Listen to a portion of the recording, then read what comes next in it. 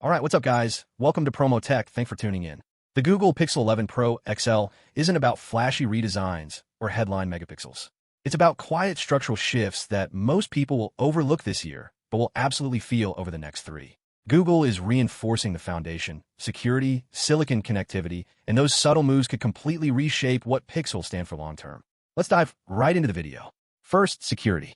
Not the marketing version, real, hardware-level isolation. Starting back with the Google Pixel 3 and its Titan M chip, then evolving with Tensor and Titan M2, Google has been slowly building a vault inside the phone. Now leaks suggest a Titan M3 baked into the Tensor G6. That matters because this isn't just another security patch story. This is about physical separation. Your PIN, encryption keys, biometric data, handled in a dedicated secure enclave that even the main processor can't casually access. Side by side with many Android competitors that still lean more heavily on integrated security layers, Google's approach feels closer to Apple's secure enclave philosophy. The difference? Google is doubling down without making noise about it. That tells you something. They're preparing for a future where AI runs deeper and data sensitivity skyrockets. Now here's where it escalates. The Tensor G6 inside the Pixel 11 Pro XL is rumored to move to TSMC's 2nm process. Last year's shift to TSMC already improved thermals and efficiency compared to older Samsung nodes. If 2nm holds true, we're talking about a generational leap, not in benchmark bragging rights, but in sustained performance. Cooler underload, better battery stability during heavy AI tasks, less throttling when recording 4K for long stretches. Compared to previous Tensor chips that sometimes struggled with heat consistency, this could finally align Pixel performance with its software ambition. And if Google nails efficiency, suddenly the narrative around Tensor changes from interesting but warm to quietly elite. But here's the under-discussed part. Google isn't chasing raw power like gaming phones. They're optimizing for AI throughput per watt. That's a different philosophy. It benefits computational photography, on-device transcription, call screening, and background AI models that don't drain your battery in 2 hours. You gain smarter features without the thermal penalty. You lose, well, maybe some benchmark flexing. But Google clearly doesn't care about winning spec sheets anymore.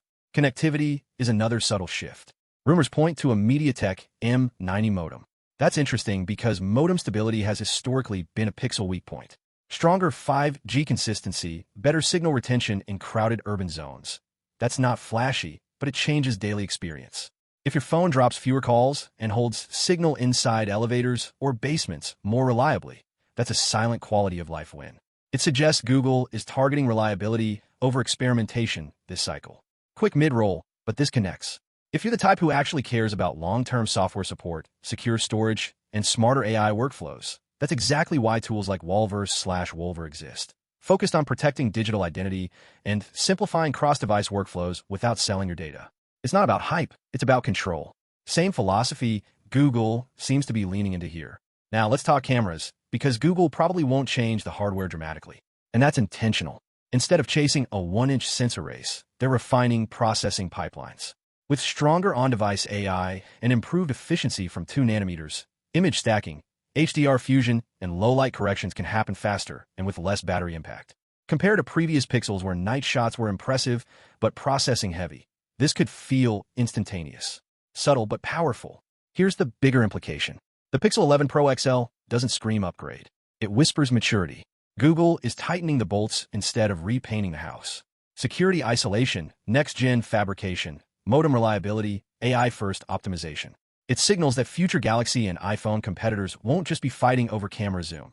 They'll be fighting over who owns the most secure and efficient AI ecosystem in your pocket. And real quick, over 70% of you watching aren't subscribed. If you're into breaking down tech beyond surface-level specs and actually understanding what these shifts mean long-term, hit subscribe and join the community. This isn't about hype cycles. It's about staying ahead of them. So now the real conversation starts.